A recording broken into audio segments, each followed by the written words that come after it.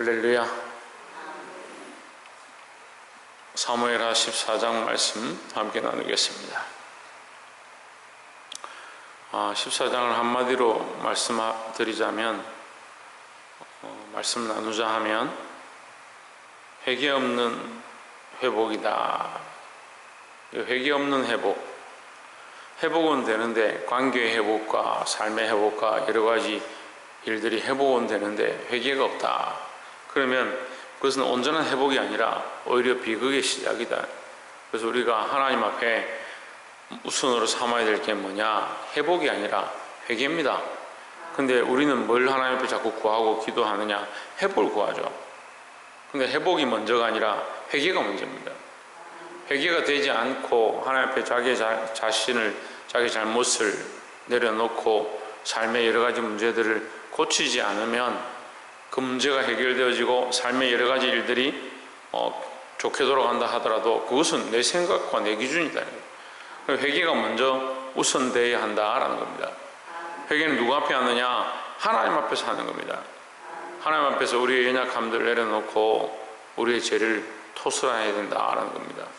그것이 사람의 기준이 아닙니다. 사람들이 보기에 내가 뭔 잘못을 했느냐, 내가 사람들 보기에는 그래도 정직하게 착하게 살았지 않느냐, 사람들이 보는 기준이 아니라 하나님 앞에서 나의 진실함을 드러내고 내가 죄인됨을 깨닫고 회개할 수 있기를 소망합니다.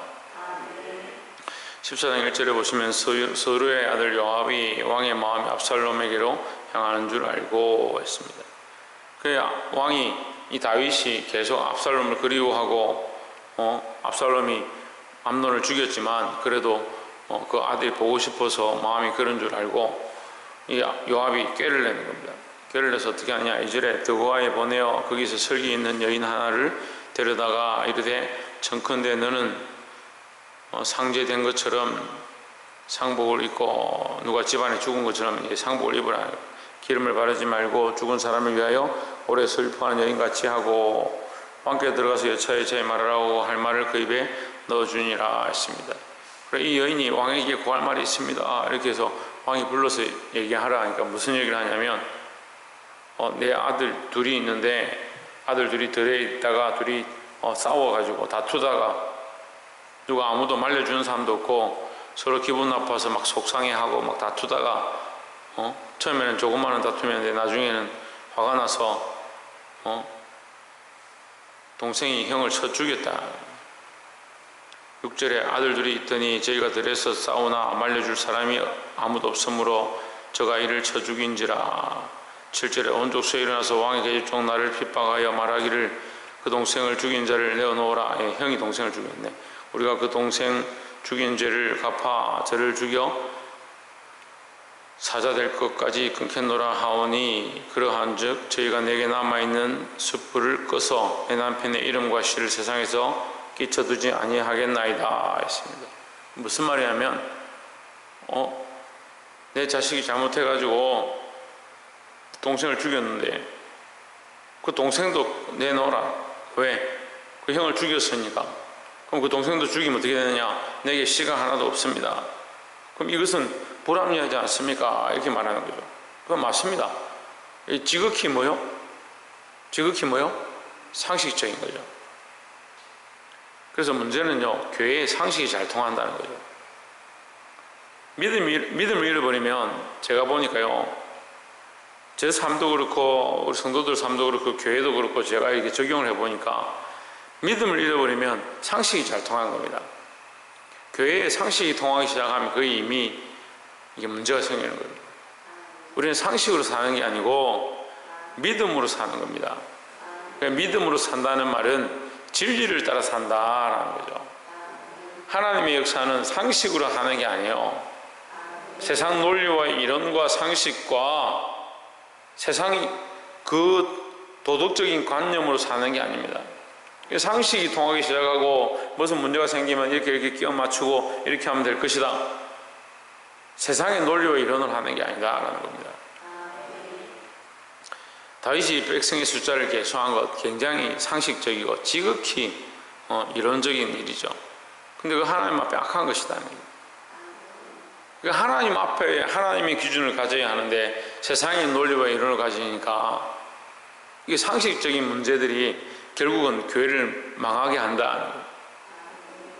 요압이 그 짓을 그 여인의 입에 넣어준 거죠. 근데 그 얘기는 들어보면 어떻습니까? 아주 상식적이고 맞는 얘기다. 앞뒤가 맞는, 이치가 맞는 얘기다. 다윗이 너는 걱정하지 말고 가라. 내가 명령을 내릴 것이고 아무도 그를 죽이지 못하게 할 것이다.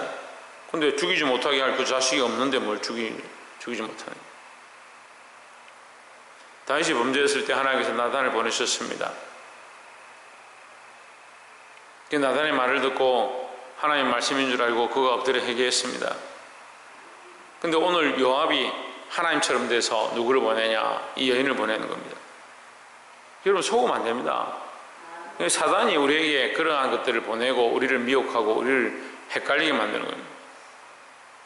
진리가 없고 하나님 뜻이 없는데 이러한 일들을 도모하는 것, 결국 뭐 하느냐? 회개하지 않고 무마하려 하는 겁니다.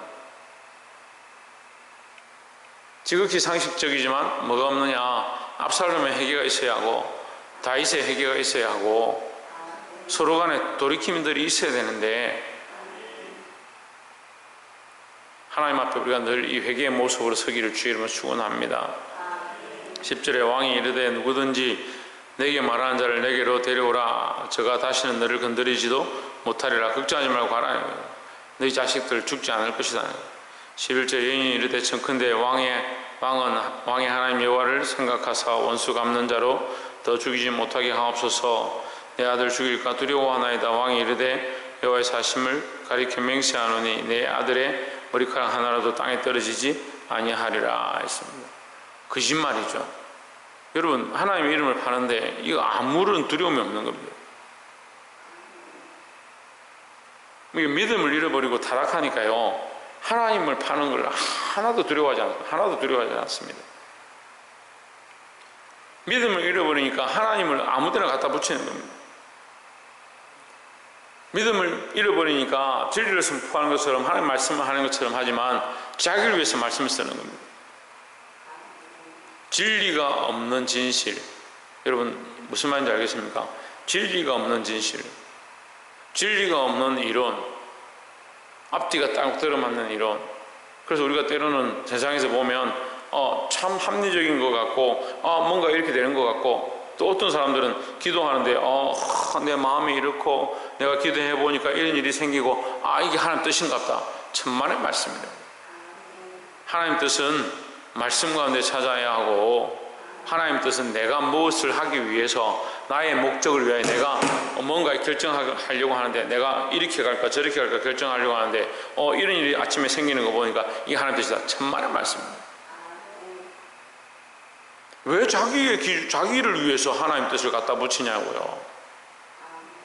근데 이 한국 교회가 너무 오랜 동안 이런 것들에 병들어 있고 이런 일들에 물들어 있습니다. 왜 그렇게 하냐? 자기를 위해서 하나님을 섬기는 거예요. 그 점치는 사람하고 뭐가 다르죠? 하나도 다르지 않습니다. 이게 심각한 병인데 괜찮아져라는 거예요. 하나님의 뜻을 위하여, 하나님 나라를 위하여, 하나님의 복음을 위하여, 생명 살리는 것들을 위하여 내가 어찌할까? 내 삶을 어떻게 하나님께 드릴까? 그렇게 생각하지 않고 반대로 어떻게 하냐? 내가 뭔가 하려고 하는데 내가 뭔가 이쪽을 선택하려고 하는데 내 마음이 자꾸 이쪽에 기울고 뭐 아침에 보니까 뭔가 이런 일이 생기고 그래 맞는갑다. 그게 무슨 점치는 거죠. 주와 복음을 위하여 예수님께서 내 양식은 아버지의 뜻을 행하는 것이다. 양식은 뭡니까? 수시로 먹고 사는 겁니다. 늘 나는 뭘 하느냐? 아버지의 뜻을 행하는 것이 내 목적이고 방향이고 삶이다. 그것이 내 삶의 이유다라는 거죠. 근데 우리 삶의 이유가 나를 위해서 하나님의 진리가 있고 나를 위해서 말씀이 있고 나의 목적으로 하나님을 갖다 쓰고 거짓입니다. 거짓. 여러분 이걸 속으면 안 됩니다. 근데 평생 이렇게 속고 살아가는 사람도 있습니다. 이 요압이 이 여인을 통해서 다윗에게 그 짓을 고하고 있다는 사실을 우리가 보는 것처럼 근데 다윗이 들어보니까 이 딱 맞다. 네 말이 맞다. 속지 않기를 주의 이름으로 축원합니다. 18절에 왕이 그 여인에게 대답하여 이르되 내가 내게 묻는 것을 숨기지 말라. 여인이 이르되 내 주 왕은 말씀하옵소서. 왕이 이르되 이 모든 일에 요압이 너와 함께 하였느냐. 여인이 대답하여 이르되 내 주 왕의 사심을 가리켜 맹세하옵나니 무릇 내 주 왕의 말씀을 자루나 우루나 옮길 자가 없으리다. 왕의 종 요압이 내게 명하였고 저가 이 모든 말을 왕의 계집종의 입에 넣어 주었사오니 했습니다. 이 여인이 이제 왕이 이제 돌아가라, 너는 괜찮다 이렇게 말하니까 이 여인이 한마디만 더 하겠습니다 하면서 무슨 얘기를 하냐면 왕이 그 형제들이 싸우다가 한 명 죽었는데 이거 압살롬이 더 왕인데 압살롬도 버리면 둘 다 버리고 둘 다 죽은 거 아닙니까? 이제 이렇게 얘기를 합니다. 그 얘기를 듣고 다윗이 알죠. 이걸 누가 너에게 이 말을 했느냐, 이것을 가르쳐 줬느냐, 요압이 가르쳐 준 거 아니냐. 여인이 맞습니다. 맞다고 하는 20절에 보십시오. 이는 왕의 종 요압이 이 일의 형편을 변하려 하여 이렇게 하매이니라. 내 주 왕의 지혜는 하나님의 사자의 지혜와 같아서 땅에 있는 일을 다 아시나이다 하니라 했습니다. 나단은요, 선지자, 그렇게 알려지지 않은 선지자인데 와서 목숨을 내어놓고 죽을 각오를 하고 다윗에게 직언을 합니다. 근데 이 여인은 뭐합니까? 아침에 말들어 하는 겁니다. 당신은 대단합니다. 하나님의 사자 같습니다. 왕은 얼마나 지혜로운지 자루나 우루나 치우치지 않냐고 모든 것을 다 알고 있습니다. 알기는 뭘 알아요? 이 여자가 이 얘기를 다 하니까 이제 알죠. 알 것 같으면 우리가 뭘 알아야 되느냐? 뭘 알아야겠습니까? 왜? 하나님 뜻을 알아야 되죠. 하나님 뜻을. 이 다윗이 하나님의 마음을 가졌을 때 사람들이 자기를 어떻게 보느냐? 부끄러운 입장에서도 그것을 부끄러워하지 아니하고 하나님 앞에서 내가 춤추었다 이렇게 했습니다. 근데 다윗이 이거 지금 뭘 잃어버렸냐면 하나님을 향한 이 믿음을 잃어버린 거예요.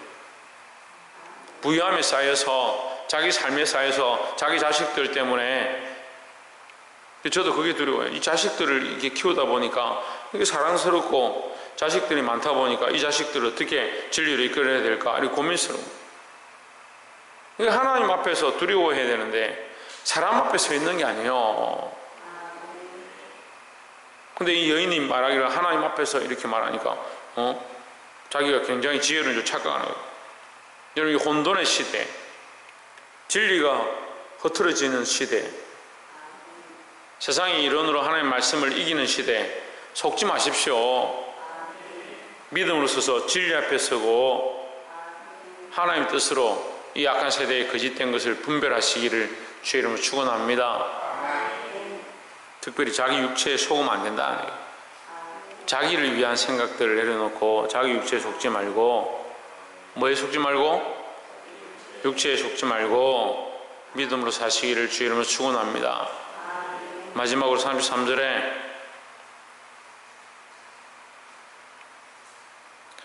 요압이 왕께 나아가서 그 말을 구하매, 무슨 말을 구했냐? 그 앞에 보시면 32절이 기니까 끝에 보면 이제는 내가 나로 왕의 얼굴을 보게 하라. 내가 만일 죄가 있으면 왕이 나를 죽이시는 것이 가하니라 했습니다.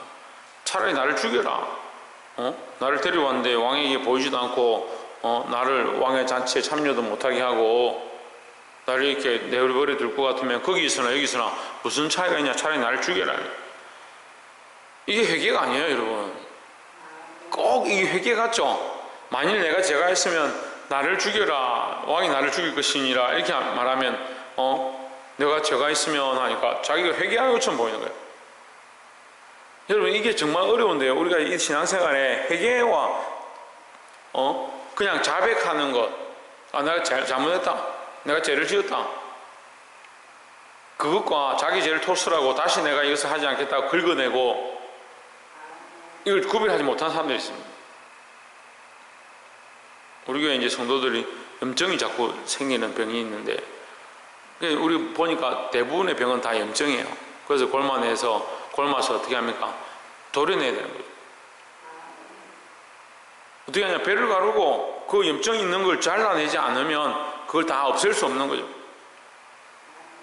어떻게 합니까? 괜찮다. 좀 시간이 지나면 괜찮아지겠지. 약을 먹으면 괜찮아지겠지.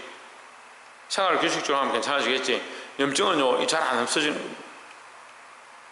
도려내야 될 필요가 있는 거죠. 우리 회개의 모양도 마찬가지예요.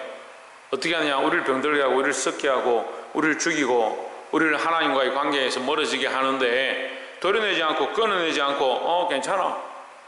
뭐 이렇게 한다고 뭘 내가 버림받아야 되겠냐? 내가 망하겠냐?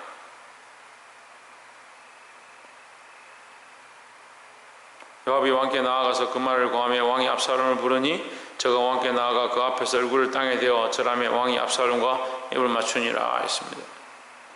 입을 맞추었단 말은 인사를 하고 사랑하고 포용해 줬다 이 말이죠. 근데 여러분 여기 무슨 해결가 있습니까? 압살롬이 자기가 암논을 죽인 것, 살인의 이 피를 흘린 것에 대해서 회개하고 돌이키고 다시는 내가 그런 죄를 범치 않겠습니다 하는 모양이 어디 있습니까? 없습니다. 없으니까 어떻게 합니까? 더 큰 죄를 범합니다. 나중에 더 큰 피를 흘립니다. 회개하지 않으면요 계속 그 일을 범하는 거예요. 제가 교회에 이렇게 가르쳐보고 청년들을 양육해보고 또 교회를 이렇게 목회를 해보니까요, 회개하지 않으면 똑같은 일을 반복하는 거예요. 자존심이 여전히 있죠. 자기 입장이 여전히 있죠. 자기 생각이 여전히 있죠. 회개하고 돌이키고 하나님 앞에 내려놓고 내가 다시 그렇게 하지 않겠습니다. 내가 하나님을 두려워하는 마음으로 살겠습니다. 하나님 앞에 서겠습니다. 그렇게 하면 하나님이 두려워서 하나님 앞에 서서 그렇게 하지 않을 건데, 사람 앞에 있으니까 사람의 일원으로 생각하고 이렇게 하는 게 맞지 않냐, 이런 논리가 맞지 않냐, 자꾸 사람의 일원을 갖다 대는 겁니다.